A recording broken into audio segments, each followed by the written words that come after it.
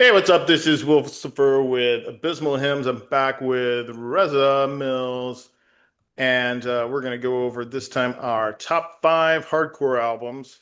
Last time we talked about punk rock, and we kind of, touched on hardcore a little bit and why we weren't including hardcore bands on a punk rock list. I think for me, the big difference is aside from sound, like hardcore is more purposeful and heavier. I think that the it's also more purposeful and heavier in the lyrical content, where punk rock is just like about kind of chaotic fuck you. Hardcore tends to be a little angrier, more introspective. Um, I don't know. That's my take on it. What your feel Yeah, about the differentiation? yeah, very interesting. Like you, I'm pretty sure you've seen. Remember that documentary American Hardcore Yep. by Steve Blush, right? Hmm. So there was a guy in that film being interviewed called Bobby Steele from the Misfits and the Undead, and he said hardcore is like you had like hardcore porn, hardcore punk to differentiate. Like, well, this is just another step forward. Like this is even more extreme and in your face, just as a way of distancing itself. Like punk's fine, it's good, but it still has those vestiges of heavy melody, and I suppose classic rock songwriting. Whereas hardcore was like, no, fuck that. We're just gonna like go for it. You know, Right. cut the bridge in half. We're gonna say everything we want to say in like a minute, and that's it. And you can take it or leave it. And I think probably due to some of the hardcore I listen to, there's a feeling, not with all these bands, but with a couple of these bands, where it's not just like, fuck you, I am rebelling, but fuck you, I'm rebelling and going to the gym. There's like an empowering Yeah. thing to a few of these albums. Well, Rollins, And it's darker. A yeah, lot of it's darker. well, Rollins worked out, so that kind of makes sense. Yeah, well, I got some guys on my list that might be working out too, so. Oh, right. Okay. Very How good. about you start us off? Okay, man. No problem. Let's get us started. So, my first choice, I mean, I could have gone for all the really super obvious names. I do have a couple like that, but I thought I would start with a band called The Gits. These formed in about 86 in Antioch, New York, but they didn't really get going until the early 90s. And they relocated to Seattle. Very tragic story, of course. The late great Mia Zapata, she was murdered and raped just as they'd signed to Atlantic Records. So it's a really tragic story. And what I love about what these guys were doing, because I don't really have a lot of time for 90s hardcore for the main part, because I find some of it so wimpy and silly and frivolous, or just that stupid style where it encourages those guys who want to do karate kicks in the mosh pit, it's that kind of thing. But what these guys sort of have to offer is she had like this really beautiful bluesy vocal style, like Bessie Smith or one of those people, but put in the context of a hardcore band. And the music was so tight and melodic at the same time. I mean, they're extraordinary. And the album that I would recommend people check out is their debut, Frenching the Bully. They have another album after this called Capturing the Conquered Chicken, I think it's called. Don't know why it's called that, but that's kind of after she was killed. Unfortunately, they put that out. But Frenching the Bully is the one I would definitely recommend people check out. Such a loss. And these guys, I think, could have been up there with Nirvana had tragedy not have struck. I'll have to check that one out. I have not heard it. The description kind of makes me think of, have you ever heard that band Rid of Me? No, I don't think I have. Rid of Me, no. Yeah, you would if you like that kind of like bluesy female vocals Hmm. over, but still capable of like being angry and screaming, Hmm. over hardcore, but with has kind of a grungy feel almost. Like they did a cover of a Nirvana song at one point, and I was Okay. like, oh, well, this makes sense. But Mm. it's when I say Nirvana, I think of like Bleach. Yes. Yeah, yeah, yeah. I love Bleach. So yeah, no, that kind of sounds like it would be up my street. I'll definitely add them to my list.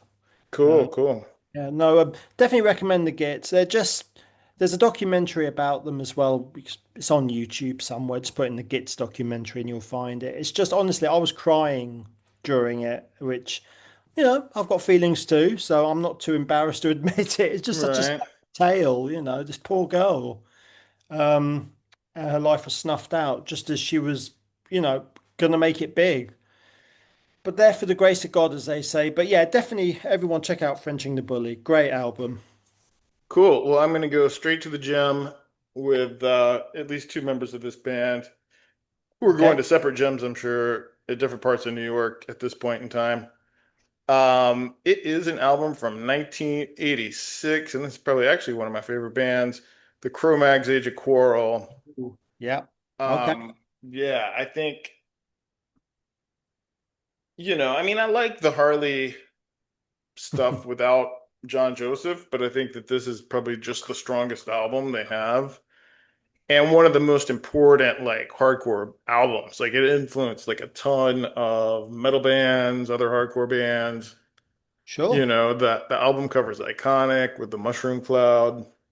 Hmm. And I liked how the lyrics are like not really as like unity and empowering as sometimes you think of hardcore being, but it's more like, well, we're all gonna get blown up, so do the best you can, boys. We're on the streets of Brooklyn. Yeah, for sure. Yeah. I mean, he's an interesting character as Harley, and that is a great record. I mean, of course, you got Mackie on drums and you've got Paris Mayhew and Doug Holland. Doug Holland used to be in a band called Kraut, who also I recommend.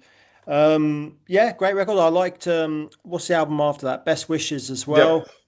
Some of the later albums, they're okay. I mean, Near They Death got Experience. more into metal after that. Like Yeah. Best Wishes still kind of like rides the line. Like I've never saw them with John Joseph. I saw him on the Best Wishes tour. Okay. Oh, wow. And I mean, and that was, as a teenager, that was as good as it was gonna get for me. So Jeez. Wow, yeah. you're lucky. No, and they had I'm trying to think who was on drums for that. Pete Hines I on the think so. Yeah. yeah, yeah, I Petey think Hines. so. Wow. Yeah, I just love that opener, Death Camps. Oh my God. Wow. Right, right. Terrific. Yeah, but good And choice. and John Joseph had like a very unique vocal style. You could tell he was influenced by like HR, the way he kind of throws his voice around. Sure. Yeah, I mean, who wasn't influenced by that guy? I mean, amazing. It's just such a shame, with them, with so much stupid, catcalling in the press and all this. It's just like, come on, guys. You're grown men, But can't you they just? weren't doing it then. In No, of course. 1986, Yeah. that was No, like no. they were just getting a little blurb in the heavy Sure. metal magazines and maybe Maximum Rock and Roll, but that was Yeah. about it. Sure. Absolutely. Yeah. No, I know Harley's been playing since he was like 12 or something, which is Oh pretty yeah. amazing, Yeah. Yeah. Good choice. Yeah. Classic album. All right, what you got next? Okay, I'm going to go over to Italy now, and you might know these guys because Napalm Death covered them on their album. Is it Leaders Not Followers or Followers Not Leaders? I can't remember Oh which. yeah, yeah, yeah. Yeah, the first one they did. I think it was the EP one, and it's the band Raw Power who, Hmm. and their second album it would be, which would be called Screams from the Gutter. Wow. I mean, this is like 18 tracks of schizophrenic hardcore. It's so tightly played. The lead singer, I can't remember his name now, but he has this really, he kind of alternates between that kind of shrieking sound and the more sort of gruffer hardcore voice. And you can definitely hear where people like Barney Greenaway and those guys got their cues from. It's amazing. The song Politicians is on there, Nihilist, but done in that kind of like there's a slight, obviously, an Italian tinge to the vocals. It's just got this barrage of just it never lets up. It's in your face, it's uncompromising. Maybe a slight crossover, but not really. It's just mostly like a lot of double kick drumming.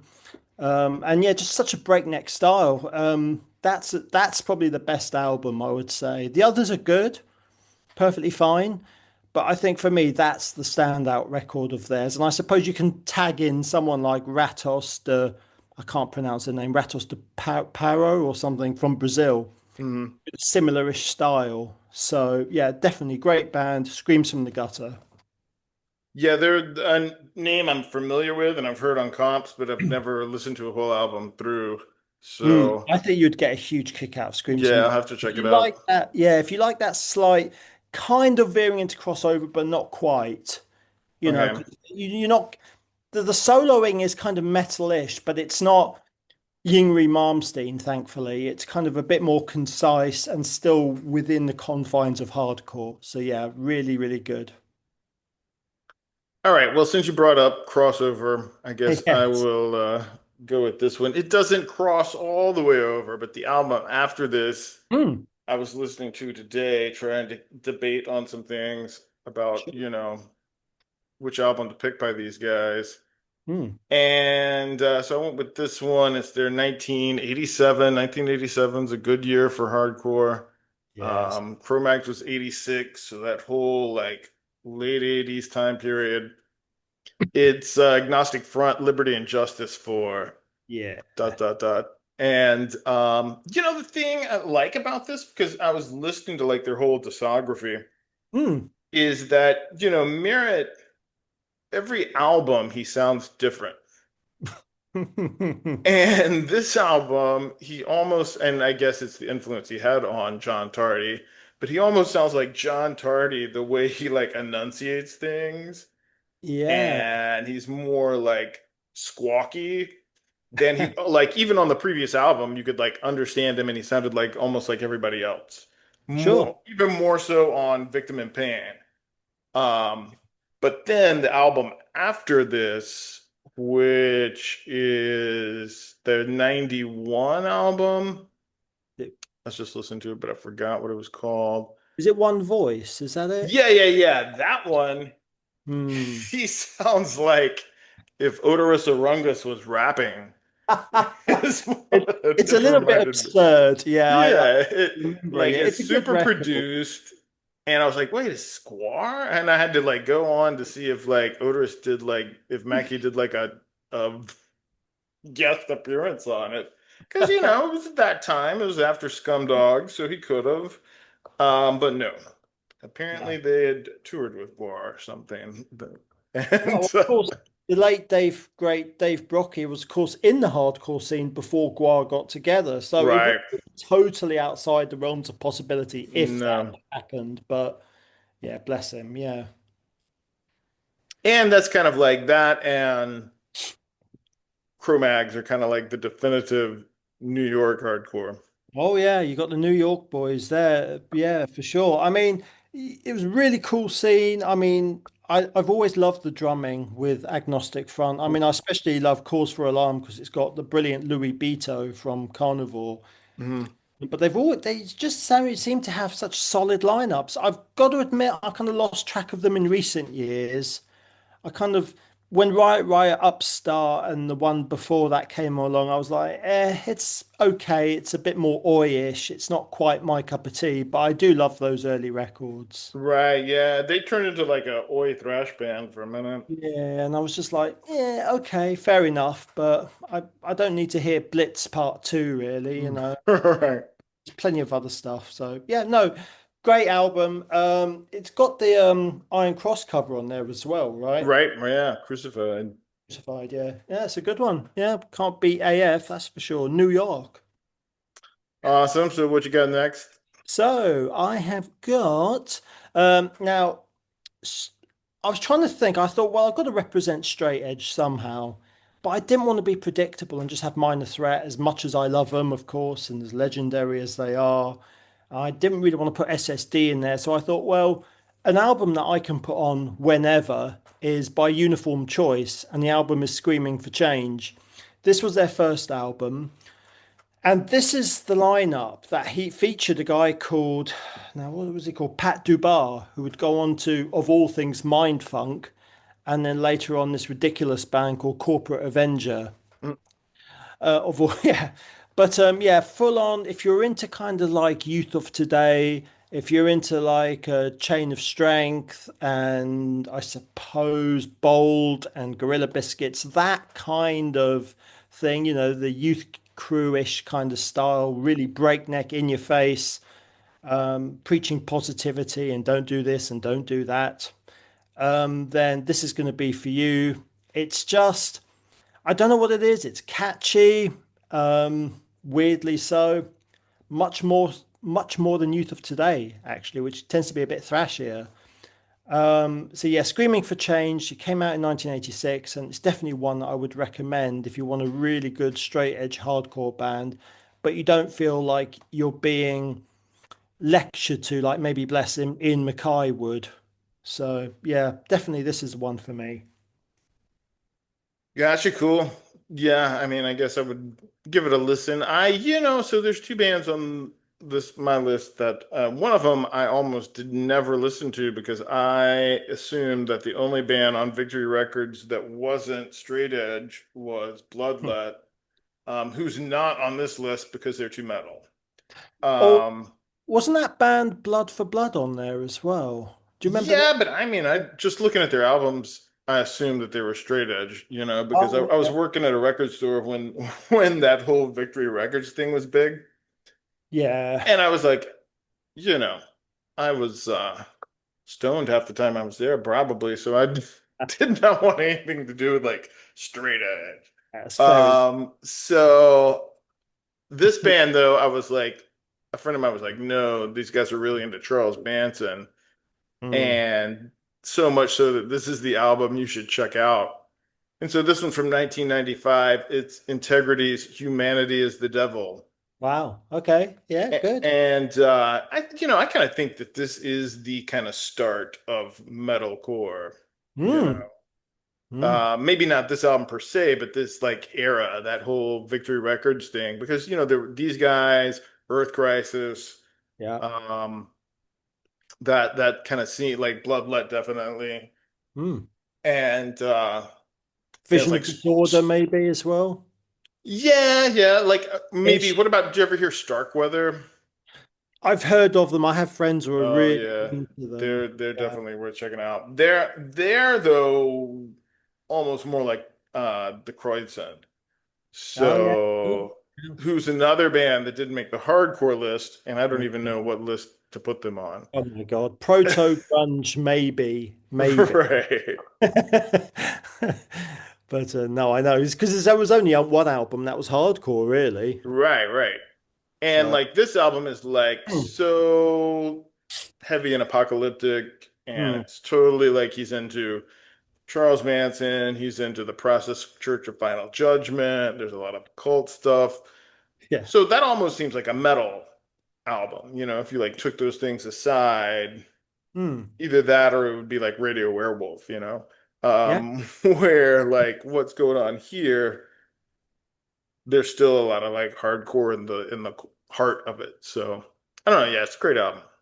Did this come out before or after Systems Overload? I'm trying to remember. I think it was after, I maybe. think it is after it. Yeah. Let's see. Yeah. Like I know there's also the one album they had that was like super popular with those kids. Mm, Um Systems Overload is so Seasons in the Size of Days was also another. Yeah, mm. so System Overload is right before this one. Okay. Yeah. I've played one of those songs on a hardcore show that I was doing. So yeah, I'm kind of familiar with these guys. Uh, I mean, massive catalogs so not always easy to sort of keep track of where you are. But Dweed's such a odd character, yet a fascinating one simultaneously. I know he teams up with Igor Cavalera on different projects as well. Right. Is really cool, on Pet Brick and things like that. So yeah, he's definitely not just this. oh, I only do hardcore and that's it. No, he's definitely a very, very open-minded, experimental, maybe somewhat antagonistic. I know Jamie Right. Custer doesn't like him, but I whatever know you. you can hear their stuff in here. Well, okay, this guy also listens to Killing Joke. He also is Yes, listening to Swans. He's also listening to Amoebics. sure. Um, because it's almost like a crusty sludge mixed into some of it. Yeah, sure. No, no, that's right. Yeah, they are very, very varied. And, again, I think they're from Cleveland, aren't they? Yep. I remember, yeah, I mean, I remember them. I remember bands like Ringworm at the same time, who I was thinking of including, but I didn't in the end. And Ringworm, I think, are a little bit less experimental, probably more what you would call pure metalcore, whatever you want to define it as. Whereas Integrity, yeah, tend to sort of they are hardcore, but they aren't afraid of experimenting either. Right, right, right. Yeah, cool. Yeah, cool band. Awesome. What you got next? What I've got next? Okay, so my last two choices are I've gone classic, and I suppose it has a nostalgic appeal to me. So when I was getting into hardcore in the late 90s, maybe 2000, 2001, I went into HMV here in the UK and I found Bad Brains Rock for Light. And I was like, well, I've heard a lot about these guys. I'm going to give it a shot. And although I love the self-titled debut, I consider this one to be their proper debut because the production is much, much better, courtesy of Rick Ocasek from the Cars. There's 20 songs. It feels a lot more realized. It's just classic song at the movies, FVK. What else is on there? The song Rock for Light itself. I mean, what an astonishing band. Just what a pioneering band. Four black Rasta dudes in early 80s playing hardcore. I mean, it was unheard of at that time, and thankfully they're really responsible for getting people of color into the scene, thankfully. And I know there was some controversy. HR's a bit of a strange character, a bit eccentric, but for the most part, yeah, I mean, Rock for Light for me was just the beginnings of thinking, yeah, you know what, the Clash just ain't cutting it anymore. Um, this is much more my tempo because I was listening to Hella Waits at that time, so I thought, yeah, this kind of bookended that record perfectly. So yeah, definitely Rock for Light for me is their best record. Yeah, that's a good one. I definitely was in heavy rotation early high school years, Hmm. when I was like kind of in the formative hardcore. I mean, the first hardcore band I was ever got into was Cro-Mags, and then, Black Flag and Bad Brains and anybody that wasn't like preaching at me. Yeah. Um, Yeah. so yeah, so I was, you know, in those years I smoked a fair amount of marijuana, so Bad Brains was, That makes sense. Yeah. yeah. I was not into Bob Marley, but Bad Brains I could do. And yeah, I really loved it's kind of silly now. I would almost put No, it sure. on the proto nu metal list would be that Quickness album. Oh yeah, sure. That's a fun album. Yeah. Really fun album. There's some silly songs, but just that's not just the song, is it Quickness itself is Oh yeah. so funky and just such a groove to it. It's great. Yeah, And that's his a voice sounds great on that album. oh yeah, did I recommend actually if you want to see that song performed, if you stick into YouTube, Bad Brains 1989 Holland or variations thereof, there's a great clip of him singing that particular song and really going for it, in that really demented, screamy style that he had. It's tremendous. It's just like it actually sounds better than the record itself. It sounds far more aggressive. I Right, right. don't know what had upset him, but he, yeah, he was really going for it that day.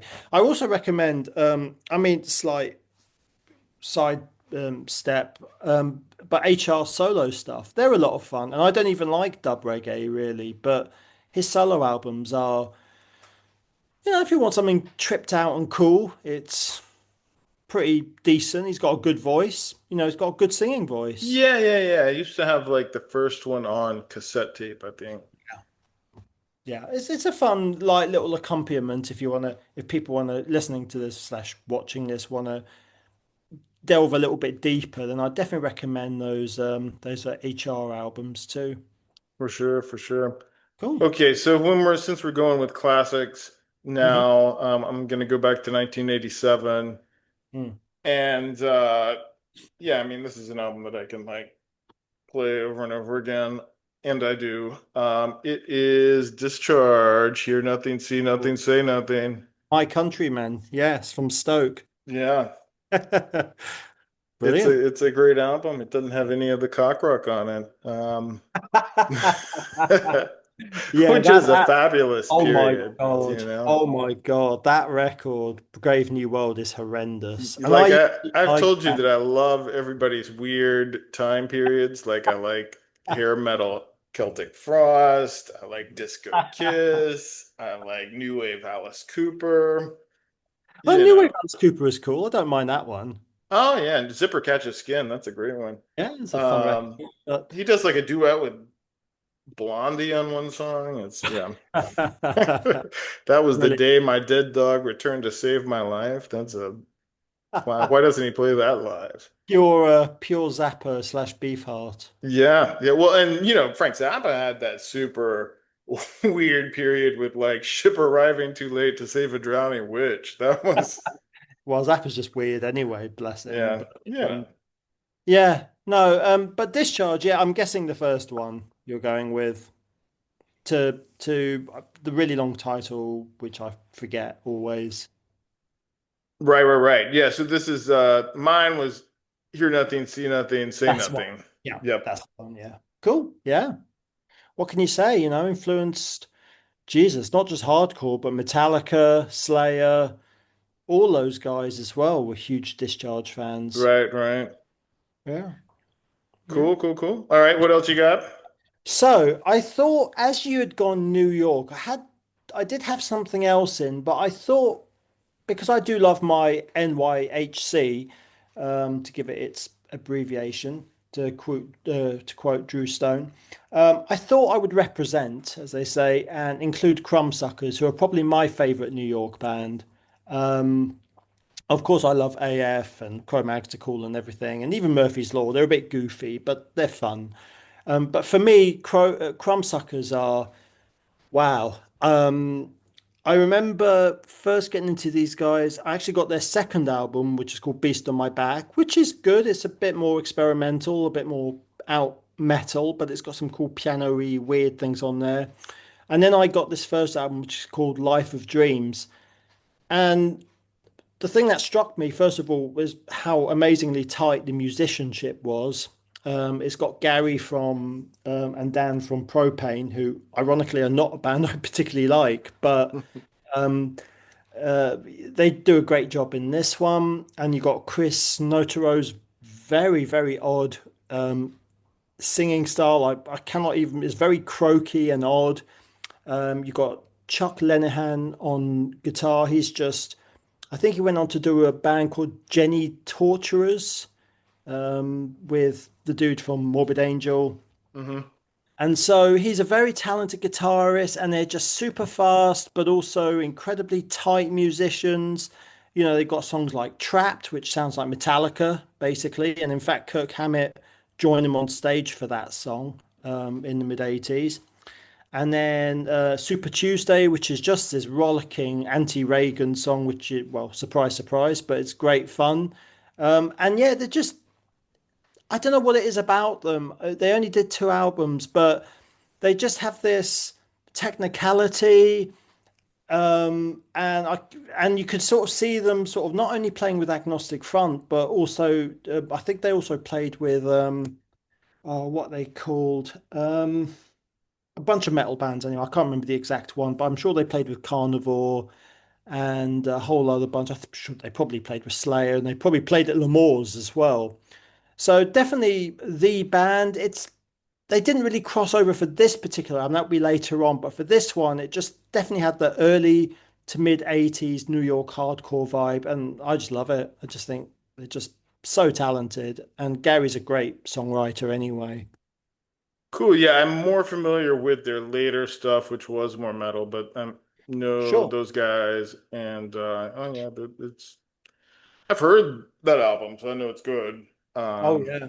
it's just one of Yeah. the ones where it kind of slipped between the cracks for me, but I'll Yeah. have to Do you go remember back something and like that? revisit some of that stuff. I remember it's Yeah. kind of crusty too. Yeah, yeah, it is. In fact, it's interesting. They had a whole other history behind before this album as well. They formed in about 82, so they had another singer called Dave Brady, which was maybe a bit more traditional hardcore. But then this is their debut album proper, and it sort of had more of that, as I say, that more metal tinge to it without being outright metal. And so yeah, it's definitely a worth going back into. I was contemplating between this and Ludicrous, and I just went with these guys because I've loved their stuff for years. So Right, right, right. yeah, cool. So here's my last one. They are a band from Boston. Everybody knows them now, but nobody knew them in 1994 when they put this album out, Hmm. which was later re-released in a compilation that sounds better. And I tend to listen to the sounds better one, but I tracked down this and it sounded like it was a dub of an LP when I first got it on cassette. Hmm. And it's Halo in the Haystack by Converge. Oh, okay, cool. Um, And I mean, granted, Converge is now a metal band. I think it's safe to say they were not always. And this was, and much like Integrity, I think they kind of were one of the forerunners that branched off and to do something else. In fact, these guys were, this album has like moments of like what we would call emo, the early phases of emo on it. Hmm. If you're talking about bands like Sunny Day Real Estate. Hmm. Um, so yeah, it's a some of their best songs for sure. Yeah, definitely. I mean, I remember buying, is it what's it called, Petitioning the Empty Sky. And Hmm. a friend of mine is absolutely obsessed with the album Jane Doe. So yeah, they've kind of featured in my life. I haven't really listened to them for a long time, but I understand definitely I understand their appeal. They kind of cross over more into that. What do they call it now? It's not quite. It's kind of a bit mathy. They're a little bit sort of complicated in Right, places. like bands like Botch Yeah, almost. yeah, Botch, exactly. Yeah. And I'm trying to think what else. No, yeah, Converge. Yeah. Oh, I was trying to think. Is it? Yeah, and Jacob Bannon, isn't he like, or is it but Baloo? Is it? Yeah, Kurt Ballou, he produces like Yeah, everybody now. that's the one. Yeah. That's the guy I was thinking of. Yeah, because he If you're produced like a heavy band every that doesn't band. want to sound like Pantera, then you get Kurt Ballou to produce you. Seems to be the formula. Like anybody on like Relapse, he's Yes. producing. When Eye they're on saying no Fire, to Terry for Date, instance, he he's produced. showing up. Oh yeah, absolutely. Oh, he does a good job. So No, I yeah, don't yeah. blame people for using him, but He's he's somewhat. busy. No wonder Converge doesn't tour a lot. He's. Yeah, interesting band. And isn't that spin-off band what are they called? Mutoid Man, is it? Yeah, I mean, well, yeah, that's him and the guys from oh, not Dillinger Escape Plan, Cave In. One of the guys from Cave In is in Haven, Mutoid yeah. Man. Sure. Yeah, yeah. Where I've where heard. Cave In, they're definitely they had already crossed over. I never considered them hardcore. No, no, they're not hardcore at all, really. They're kind of like I suppose that really boring term metalcore, kind of like their first album, for example, sounds like yeah, it's definitely got that sort of primitive sort of metalcore. So I'm trying to think of the band that remind me of. My mind's gone to shit tonight. I do apologize. But but And kind of in that vein, though, is a sure. band that I guess should I've considered Yes. is Snapcase. Oh yes, yes. So underrated. Yeah, they were kind of like a step into chaos from like a band like Helmet because all their stuff was like very syncopated. It's kind of weird that they were on Victory actually, because their sound, I mean, it wasn't what you would call traditional hardcore, that's for sure. It Right. was it was more noise rocky, really. It was kind of, yes, it was hardcore-ish, but Yeah, when I saw him live, it made me feel like I was watching like a cross between Fugazi and like Today Is the Day or something, you sure. know? Yeah, yeah, absolutely. No, a good band. Yeah, again, that's another one that I used to listen to a lot, but I kind of lost track of a bit. But yeah. And we'll have to do another episode. As I was doing this, I realized that there's a lot of bands like Crass and GBH and Yes. Exploited that, kind of more on the crusty side. So we'll Or have to, what they call anarcho punk. yeah. Yeah. So, Yeah. Cool. Yeah, that's and I good. guess, some of those like later GBH albums and Exploited albums definitely had already like crossed over Oh into yeah. thrash at that point. I tell you what, yeah, especially albums for Exploited, like Beat the Bastards. Right. It's I mean, a lot of people slag off the Exploit. I'll tell you what, they did some bloody good albums, really good albums. Yeah, they're kind of silly and Watty's a bit over the top and everything, but I'll tell you what, there were no dunces when it came to music. Hmm. Certainly, they were tight as anything, and I got a huge kick out of listening, especially to their crossover period. But I do. Yeah. I mean, I still listen to them. So it's, Oh yeah.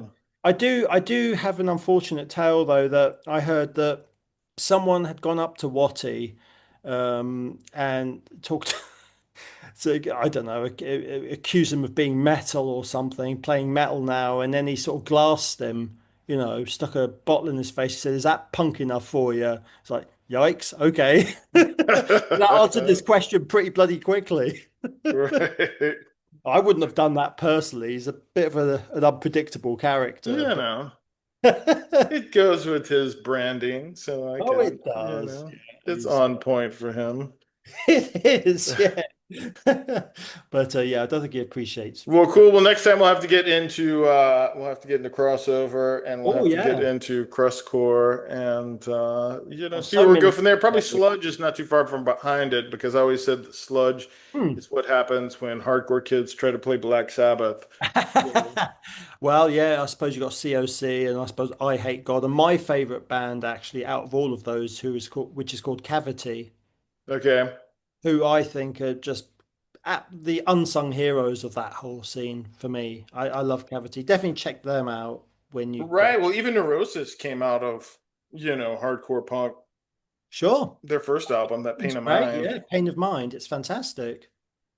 I'm sorry that, the front man is now, we don't talk about him and he's a complete arsehole, but it doesn't take away from the fact that he did some great music. Yeah, I mean, I don't know. I know it Whatever. gets into all that. That's a whole nother Yeah. topic that we're running out of Yeah. time for. But I'll I say know. that if you have darkness outside in your music, I want you to have darkness inside. So it Yes. is what it is. It is what it is, my friend. Yeah, He's absolutely. just through silver and blood. But cool, man. Thanks for coming on again. We'll My be pleasure. back and get into crossover. Sounds good. Looking forward to it.